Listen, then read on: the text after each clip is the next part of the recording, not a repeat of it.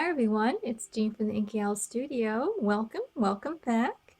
I hope you're having a good Christmas and holiday season right now. It's kind of hairy out there. There are all this last minute things going on, but hopefully you are taking regular breaks to kind of take a deep breath and do some crafting. So that's what I'm doing right now. I am starting a new project, and it's going to be well, let's see, kind of grungy, but not real grungy. It's going to be a winter journal, and I will show you what inspired me to do the journal, or what I am using as my inspiration. And that are these printouts. Now I got, let's see, this printout here. These here, the main one that would be on the cover is from Mrs. Coggs, and it's called Elegant Winter. So it's going to have a vintage feel to it. And love these images. I think there's one more sheet yet, but these are the two sheets that struck me that I'd like to use in this journal. And then I also downloaded some images from the Graphic Fairy. Some of these are on her freebie site, and some of them are on her premium site. I think most of these are free though. This one's a little blurry enlarged, but it printed out pretty well. And this one comes from, I'll have to look that up. It comes from a different place. Old Design Shop. That's where this one comes from. And I loved this one too. So I was really battling between this one and this one for the cover.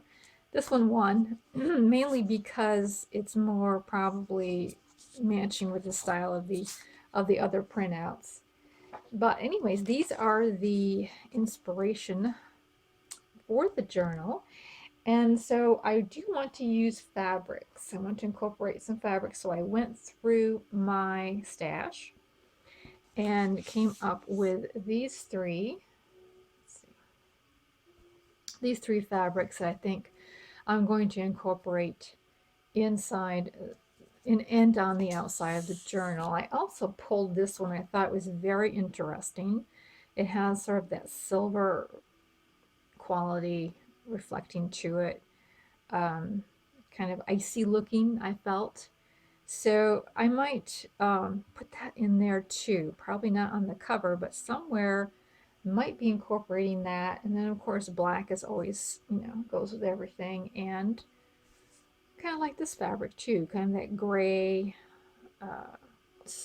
white and gray look to it. So probably will incorporate that somewhere inside the journal as well. Oh, of course, maybe not. You never know as you get started. So this will be on the outside. I also wanted to put some laces and things like that. So these two here reminded me of snowflakes. I thought these would be really nice, perhaps on the cover. And I kind of liked this. I liked the little polka dot design in there. Maybe it looks like snowflakes, and almost looks like a poinsettia. You had your imagination, you can use it for that. So here's a lace. Here is another one. This is falling apart. It's a lovely piece, but it is falling apart. And so I loved all these little nubs on here. Again, it kind of gave me a snowy type of feel to it. So I'm going to be putting that in there somewhere. And this here, I don't want every lace to be dark. I kind of want to go kind of light with the trims because of the snow that's in there. There might be a few grungy pieces I put in here and there, but right now I'm kind of thinking that a little bit of the light color would be good to put in there. So that was what I have pulled for this so far. I did want to, before I get started, give you a product review of something that I received recently. I ordered, and it is this specialty paper, and I ordered it off of Amazon, and I'll put the link down below as to where I got it from. But it is paper that is already tea stained or aged, whatever you might want to call it. and it comes in a pretty big pack like this. And there's 6 individual designs of the paper, and it's printed on both sides, which is like, oh, that's so exciting. Both sides are printed. And that's one design. This is the next design. Now, obviously, if you don't like grunge, especially this one, which I really love, but if you don't like grunge, you may not like this paper, or you may not like the color of the paper. But the reason why I ordered this was that I had been printing on tea stain paper, and it wasn't always successful in my printer. And then I heard somebody say that when they used tea stain paper in their inkjet, in their EcoTank inkjet, that it was kind of clogging it up and kind of making it necessary to clean it often. So I decided that I didn't really want to print on my tea stain paper anymore.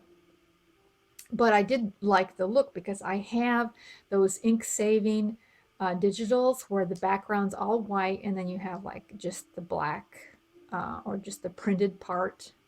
The objects are printed, but the whole background is white. And I wanted to use those. So I got this paper for that reason, and I was really hesitant, didn't know what it would be like, but I'm really happy with it. It is a good weight. It's definitely heavier than copy paper. I would put it around 30 pounds.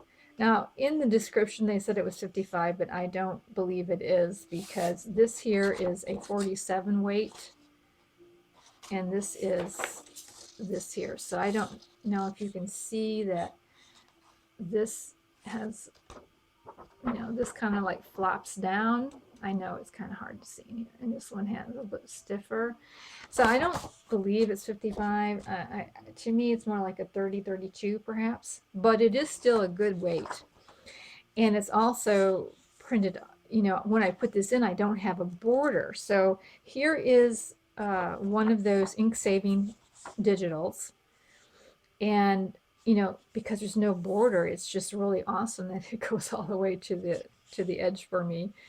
And so I can print on this side, I can, put it in the journal, and then, they can write and whatever. But I liked how it printed. I think it printed quite nicely,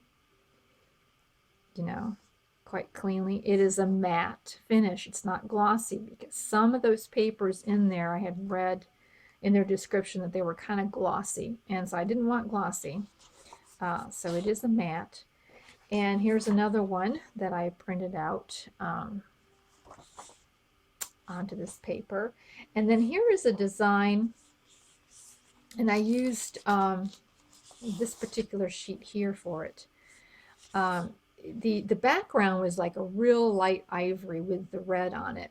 So I used that to print over on this page. And it turned out really, really pretty. Really. I think this is going to be a lot of fun and a lot of good use of this paper. And then I'm probably going to just use it plain as well, just because it's kind of unique. Now, it is not like tea stain paper, and I'm not going to stop using tea stain paper for sure, because nothing can replace that crunchy feel to it. But it does have a nice look and appeal to me anyways. It is $15.99 for 120 sheets, which works out to be about 13 cents a sheet. It's not too bad. Not too bad to use a few of those pages in there. So I just wanted to, give you a heads up on that in case you are looking for something to do. And if you don't like this tea stain paper and don't want to, this might be an option. But like I say, it's not the same as far as the feel and texture. It doesn't have the same, quality to it.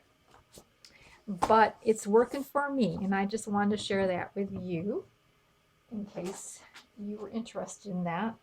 So I pulled the fabric, and I also printed out some digitals that I have on hand, because I really want to make a goal of using what I have in this huge stash I have of all kinds of crafting goodies.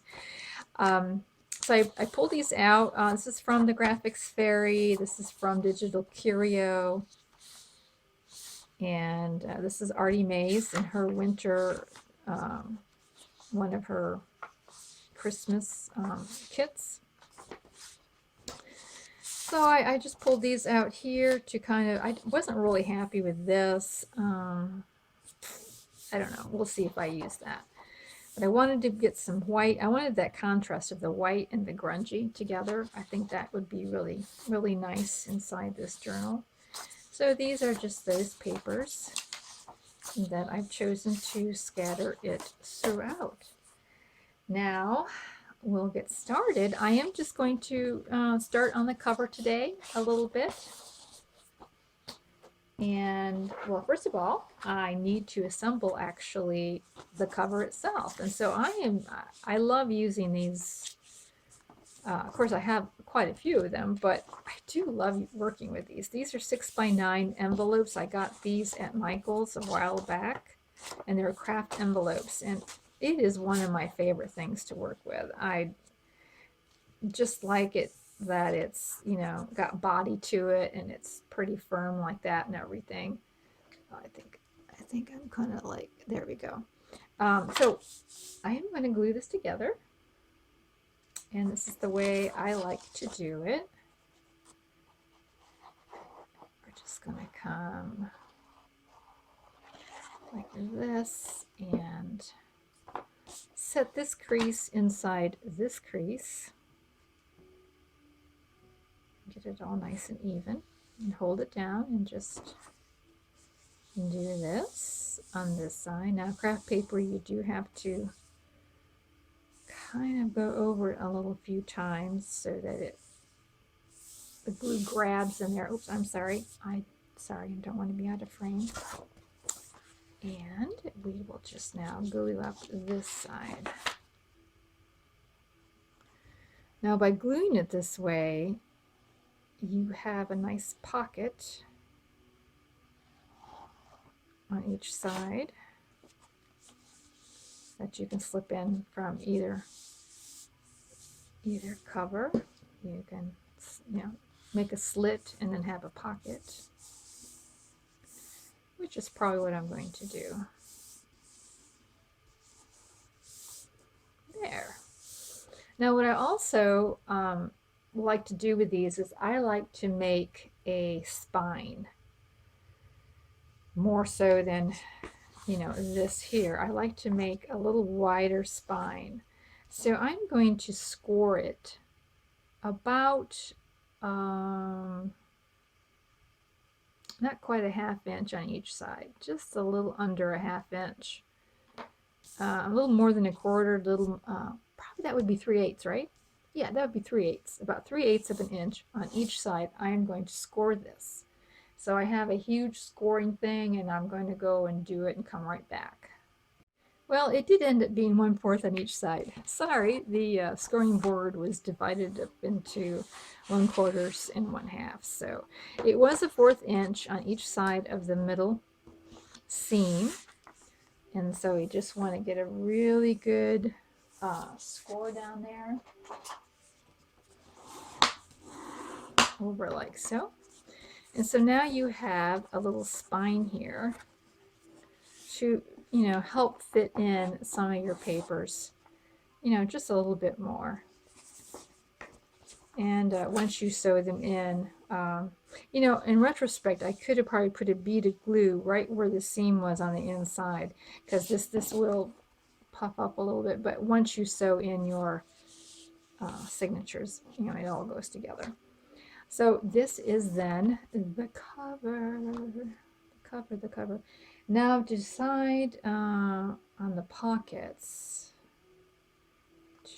Well, I think I can decide on that later. What I want to do for the front, because it's winter, I wanted it to make it quilty feeling on the front of it. So I got this piece of quilt batting, and it's It's called Warm and Natural, I do believe. I got this quilt that I am going to put fabric on top and then sew over the fabric and kind of make it, you know, that kind of a soft, quilty cover for it. It won't be super puffy, you know. I probably could double the layers up, but I think the single layer will be fine. And I want a piece that's just, got a little uneven here, a tad smaller than my cover.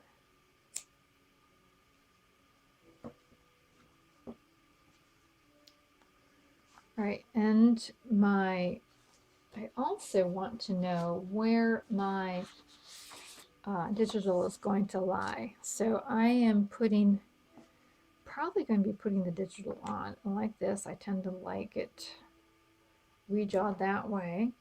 And I'm going to now trace around the digital because I don't want to put anything back there that I want everyone to see. So it lets me know what this is going to cover up, you know, so I don't want to put like a beautiful piece of lace there and then this covers it up. So that kind of lets me know what part of this is going to be seen, which isn't a lot, you know, but I think enough. Kind of helps me to know that. And but I do want to cover it all with fabric, just to make it more substantial, I guess. So I am basically going to take strips of fabric. I'm just going to tear off a strip, like so. There's that strip, and I like the ragged edges, so this is not going to be, you know, a fussy quilt where the you know, all the seams are neatly sewed together. This is definitely going to be a stitching that is random and, you know, a different color of thread and, you know, that type of a thing. It's definitely going to be messy, like a messy type of quilting. All right. So let's just get started with placing these down here. And I'm just basically going to cut off pieces, kind of random. Random pieces, start out with a few here. And probably tease out a little bit of ruffling there.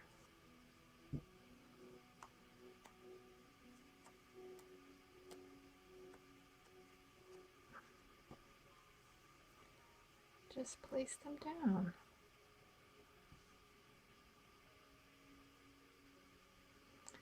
And trying to think, you know, actually I wouldn't mind some of this quilt or this batting showing. I think that might be an interesting part